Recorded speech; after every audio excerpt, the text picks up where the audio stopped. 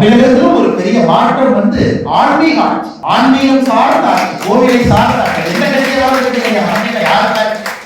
ஆன்மீகத்தை சார்ந்து கோவிலுக்கு மரியாதை கொடுத்து ஞான குருக்கள் குருமார் பாருங்க. நாம் சொல்லுவோம், நம்முடைய காலத்தில் ஒரு சன்னியாசி முற்றிலும் துறந்து விட்டு இந்த ஆடையை ஒரு சன்னியாசி அணிந்திருக்கிறார்னா ராஜாவாக இருந்தாலும் சன்னியாசிக்கு முன்னாடி தலையில தான் உட்காரு.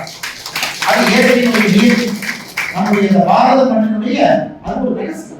ராஜாவாக இருந்தாலும், என்னைக்கு இந்த நாட்டுல ராஜாவாக இருந்தால், அது முதலமைச்சராக இருந்தால், யாராக இருந்தால், ஒரு சன்னியாசியாக இருக்கும் பொழுது பாதத்திலே உட்கார ஆரம்பிக்கின்றார்களோ அன்னைக்கு உண்மையான ஆன்மீக ஆட்சி வந்துவிட்டது என்பதற்கான அறிவோம்.